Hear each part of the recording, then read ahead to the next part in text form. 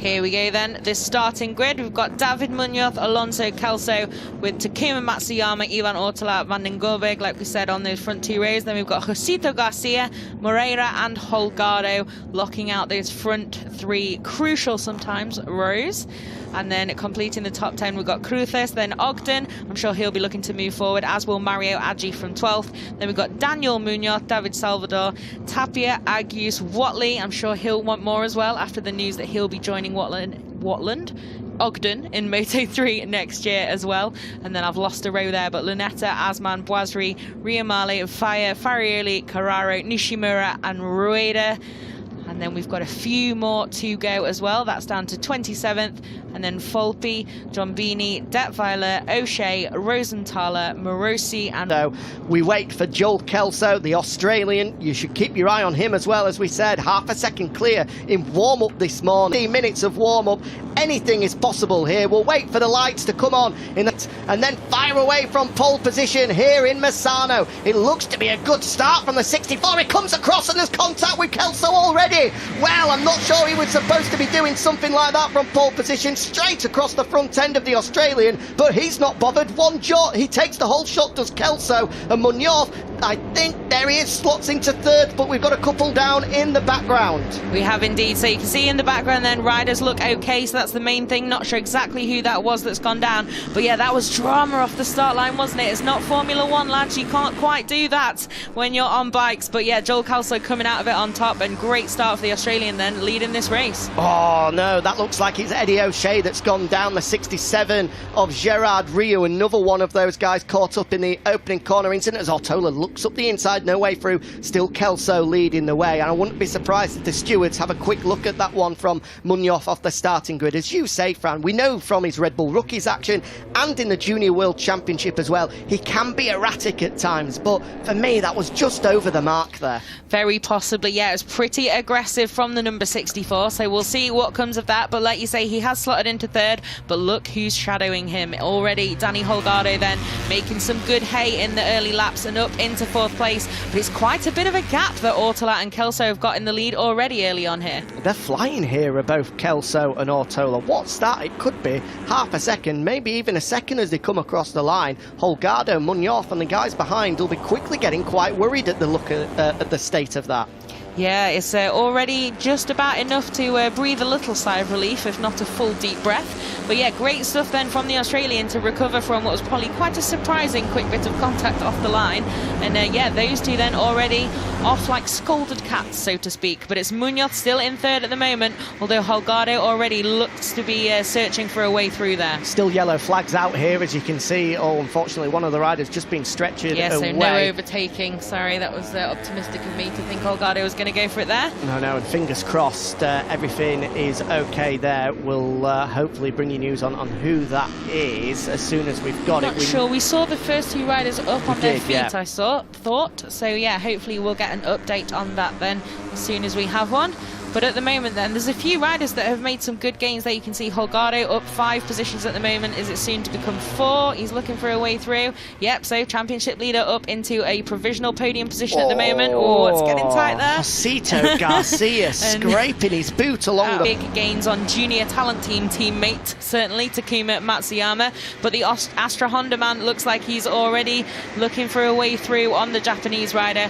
Could be an interesting one. Aji has raced here in the rookies, so yeah, obviously the number 16 still looking for that debut podium this season, but he's been so close. I think it was thousandths all the way back at the start of the season in Portugal. But yeah, some good pace from Aji so far to have moved up from a little bit more of a difficult qualifying than he probably expected. Fastest man on track, the World Championship leader, Danny Holgado. He's got in front of David Munoz as well, and he's closing in on Ivan Ortola. Oh, that's Scott Ogden that's gone down, and he's not happy about something as well. Clearly there's a coming together with another rider. What a shame for the Brit. It's been such a great weekend for him after announcing his move to the World Championship full-time next year, but that is a disappointing end for Scott Ogden. Yeah, most definitely. So we can see, obviously, the Brit is okay. Looked like he was gesturing at someone, which would suggest there was someone else involved, if not off the track with him at the time. But we'll see if we get an update on what happened there. But Ogden, mad, but at least perfectly okay and up on his feet. So yeah, that's a bit of a shame, isn't it, after that news this weekend? Out of that one, you can understand from watching that why he's so frustrated. Unfortunately, obviously, crash for Danny Munoz, just takes the Brit with him. Unfortunate, super bad luck for him. Nothing much Danny Munoz can do about it once it starts to go, but maybe that move wasn't quite as on as it had seemed, so understandable frustration from Ogden. And of course, even more frustration because he's fighting for 4th in the championship as well. He Currently 4th, only 4 points clear of Jose Antonio Rueda, who finds himself 13th at the moment. So as things stand, he'll just hold on, or at least be ahead of Rueda, but Alonso isn't too far back as well, and he's currently 8th, so we'll have to wait and see, but it's certainly not helping his charge to finish in the top 5 of this championship. No, for sure, and not sure exactly what's happened.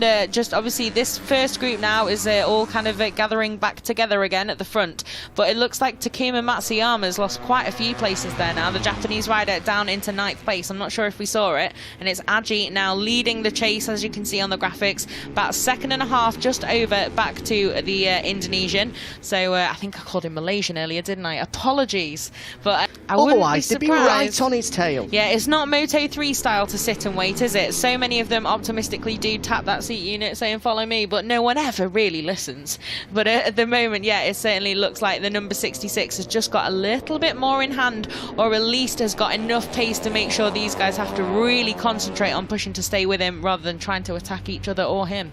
And of course, we can't forget that these guys 2nd, 3rd and 4th are the key championship contenders as well. So there's a little bit more at stake for those guys than there is for Joel Kelso. He's not bothered. He's not bothered. Well, we say that, but of course, he has got that wild card on the line. But in terms of getting in these guys' way, he's not bothered at all. His job is to go out, win the race, and if he's to take points away from anyone else, he's not bothered, because his allegiances don't lie with anyone. Holgado goes down! The championship leader crashes out! What drama here in Misano! Out of nothing, the rear wheel gives way, and Danny Holgado has blown this championship wide open! So Munoz is already going to know that that's what's happened. Rider perfectly has seen it. He knows that his title rival is out of this race. Yeah, that's absolutely, and just suddenly out of nowhere as well. Such massive drama then.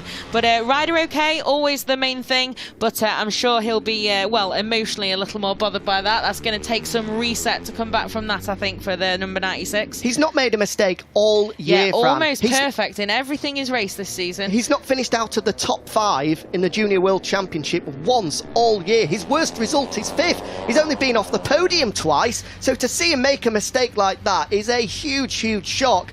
But as we say, this championship is now totally up for grabs. 50 points available at the final round in Valencia. And if Munoz can win this one, and I know it's a big if, suddenly the difference between the pair will be 17 points. It's up for grabs. I think the number 64 is preparing the kitchen sink to throw at the guys ahead of him a little bit earlier than he'd maybe thought about when he had Holgado here as well. But yeah, these two guys obviously... A big shout out for Zonda van den Gorberg, of course. Picked up a hat-trick of wins in the European Talent Cup at Aragon last year. Also, for sure, and also a track limits warning there you can see from race direction for Daniel Munoz. So not the Munoz in the front group who's on to try and break Danny Holgado's heart even more today. Yeah, Danny Munoz, the one that crashed out with Scott Ogden earlier. I was surprised to see him, but he has rejoined. Okay. he's down in 28th place. So something in my brain twitched when I saw it, and I was like, why though?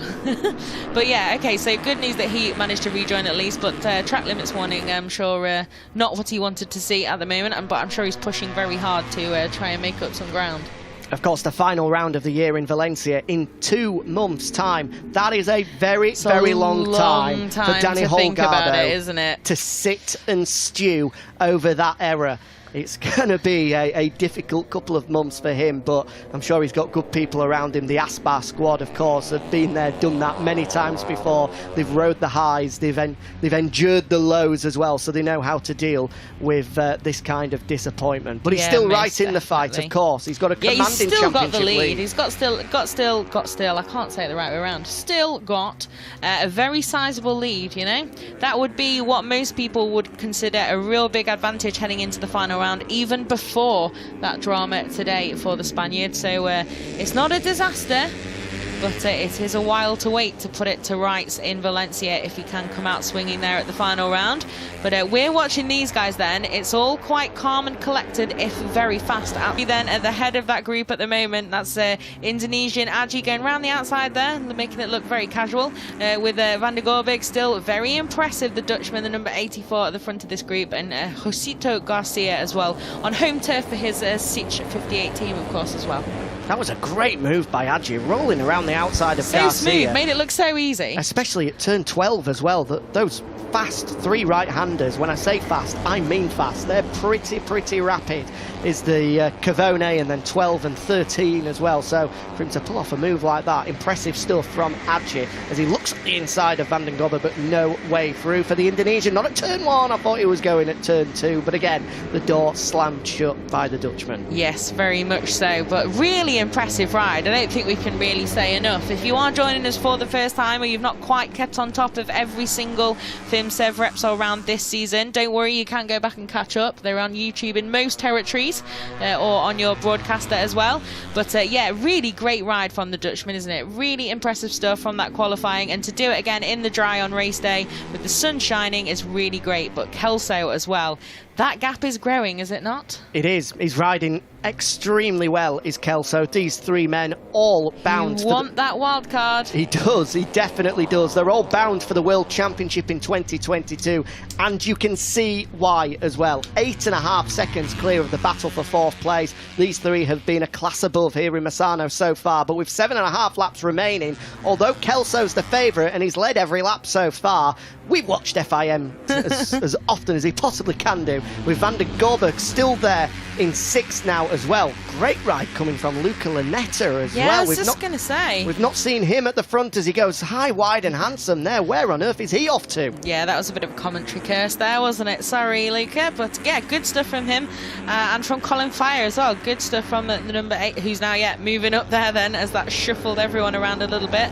Not sure if Carrara's just lost a position there, or if he has headed off for that long lap penalty.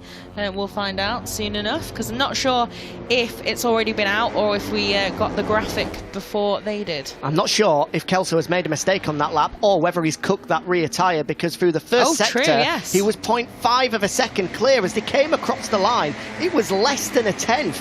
Both Ortola and Munoz have pulled back half a second on that lap, and with 5.5 laps to go, we thought Kelso was just going to slowly but surely edge his way towards victory. It looks the total opposite now. We've got a 6-wheeler at the front. We have indeed. So yeah, for his first.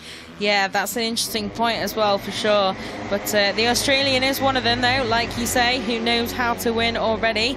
And yeah, I don't know.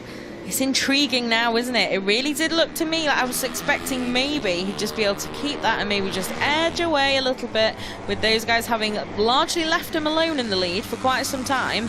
But it's smart riding from all three of them, though, to have really cut that group down. You can see that big look over his shoulder. If ever there's a sign of panic, I think that's right it. Down the back straight, looking over your shoulder. Only half a lap ago, he went across the start-finish. Way through on the number 66. Yeah, Ortola has got some pace through both Cavone and then into turn 12 as well. But it looks as though Kelso can just let off the brakes and roll through 13 quite well. And that could be crucial coming into the final sector as well. If he can just give himself a couple of bike lengths before they get to turn 14, the hairpin, which is going to be a huge overtaking opportunity, then that'll put him in good stead. Meanwhile, Munoz, he has a look around the outside, sits up from behind the bubble. It's a long lap penalty. Meanwhile, here is this fight for 4th place, currently led by the number 9 of Colin Vire, the Dutchman, having a great ride to make his way through to 4th. But he's done this before at the opening round of the season later in Valencia. He went from 31st on the grid to pick up his best finish of the year in 7th. So he does like a charge through the field, does the number 9 of Vire. Yeah, very much so. It's got a frog in my throat there.